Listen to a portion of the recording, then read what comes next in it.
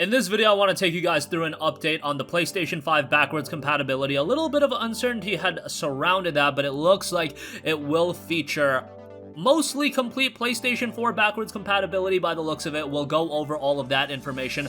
Also, World War Z Game of the Year Edition will be dropping next month, and Remnant from the Ashes is getting a brand new DLC in Swamps of Corsus. We'll go over that at the end of this video. But first of all, we know that the PlayStation 5 has been confirmed to have backwards compatibility with the PlayStation 4, and this could lead to the older games running at a higher resolution and FPS. At this point, we only know of PS4 backwards compatibility. I'm sorry to say that at this point, it doesn't look like PS3, PS2, or PS1 will be backwards compatible, although there is the PS2 on PS4 games thing, so those games should be playable, but unfortunately, I know so many of you guys wanted to be able to natively play your PlayStation 3 games on PlayStation 5. At this point, it doesn't look like that'll be the case. That could change in the future. Sony recently held a technical presentation on the specs for the PlayStation 5. One of the news that was confirmed with this presentation was the support of backwards compatibility for the PS4 games. It has been revealed that there will be 3 different compatibility modes. One will emulate the base PS4, the other the PS4 Pro, while the last one will offer a higher resolution and frame rate with a native PS5 mode. Official PlayStation Magazine UK has issued its May 2020 subscription, and it has confirmed that almost 4,000 games will be playable on the PS5 through backwards compatibility, noting almost 4,000 PS4 games will run on PS5 at launch, and they'll feature higher resolutions and frame rates, reads a statement shared in the official PlayStation Magazine UK. You can get their May 2020 issue now, which also has new information on Ghost of Tsushima. We covered that in the last video, the main thing being that the open world exploration is not going to feature waypoints.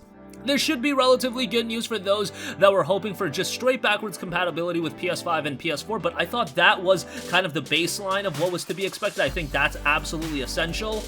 For a little bit, I didn't even think that was going to happen. Thank God that that isn't the case, and we will have complete PS4 backwards compatibility still. I think the majority of us did want something a little bit greater, and I think the majority of us want backwards compatibility that goes back years and years. PS1, PS2, PS3, PS4, PS5 games, all playable on one box. You can make the argument, oh, I still have my PS3. Well, not everybody does. Not everybody is going to be able to have the room to set up 3 consoles, 4 consoles, whatever the case may be, although it is exciting to hear that the PlayStation 5 is going to boost some of these PlayStation 4 games.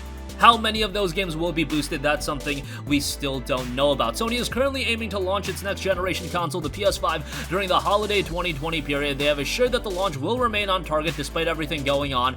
Both Sony and Microsoft are aiming for that holiday 2020 period to release their consoles in the race for the better hardware. At least on paper, Series X is seemingly in the lead, although we still don't know everything in regards to teraflops and what ultimately is actually going to end up being the more powerful console. At the end of the day, they're going to be very comparable, and what's going to set them apart is the games on all of the other services that the consoles offer. Something like Xbox Game Pass is definitely a draw for Xbox. Something like a big tier of exclusives, a big lineup of exclusives, is going to be something that's very notable for PS5, and all the credit in the world to Microsoft and Xbox as well. It looks like that they're setting the table for a solid lineup of console exclusives as well, unlike what they really had this generation. I think next generation, they're going to do a lot better with all of the acquisitions and studio creations they've been going through. Alright, moving on from that, I do want to note that World War Z Game of the Year Edition will be dropping May 5th. This includes the base game updates and all Season Pass content. Publisher Focus Home Interactive and developer Saber Interactive will release a Game of the Year Edition of World War Z for PS4, Xbox One, and PC via the Epic Game Store, so no Steam release on that. It will be a pricey $49.99 on consoles and $44.99 on PC, so it's actually getting a price bump. And the fact of the matter is the game was a freebie on the Epic Game Store recently, and it's been going on sale on PS4, so at this point, would I be paying $50? Probably not. Probably not. World War Z Game of the Year Edition includes the full base game and all existing and upcoming content featured in the Season Pass, including a new episode, 3 new player versus player missions in the French city of Marseille, with their own map, story, and characters. You've got the Lobo Weapon Pack, Biohazard Weapon Pack, Military Bundle Weapon Pack, new Last Aid Weapon Pack, plus 1 new upcoming weapon pack. You've also got character packs, the Professionals Character Skin Pack and War Heroes Character Skin Pack. It also includes access to the year of free content added to World War Z since its initial launch in April of 2019, including the wave-based multiplayer mode, Horde Mode Z, Xbox One, and PC crossplay, New PvP enemy missions and enemies, a weekly challenge mode, extreme skill skulls, a difficulty setting, and more, as well as a new playable class with a unique skill tree and abilities due out via a free update later this year. So World War Z Game of the Year Edition will be dropping on May 5th. I was very receptive towards World War Z. I thought it was a great cooperative multiplayer experience. If you can get it on the cheap, $40 was already a relatively good price point for the game, but I've been seeing it going for south of $20, and ideally that's what you would be paying for the game at this point. I mean, again, it was a freebie on the Epic Game Store not too long ago.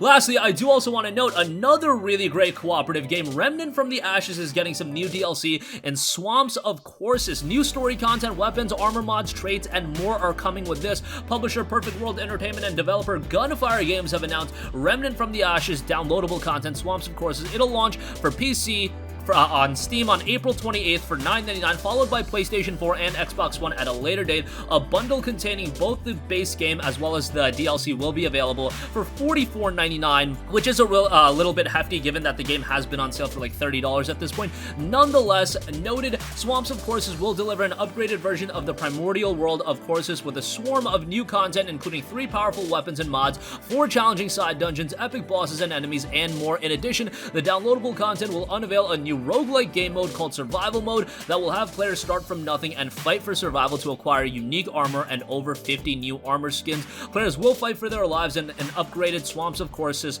and experience a new roguelike game mode called Survival Mode. In the new mode, players will start their journey with just a pistol and some scrap. Those brave enough to take on this intense permadeath challenge will travel randomly through corrupted world stones to different biomes, seeking epic new rewards, all the while fighting to survive against insanely difficult bosses and enemies. Players that delve into the expanded Swamp of Courses biome will find new story content such as quests and events, a vast arsenal of powerful gear to collect, including weapons, armors, mods, and traits, along with plenty of tough enemies to take down.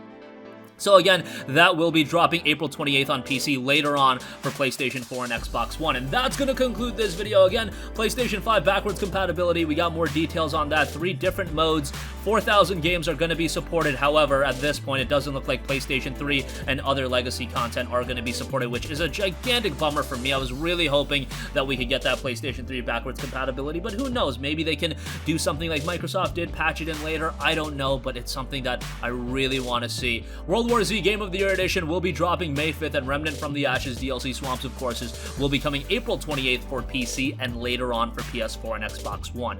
That's going to conclude this video. Sound off with all of your thoughts in the comment section down below. Thank you for watching, and goodbye.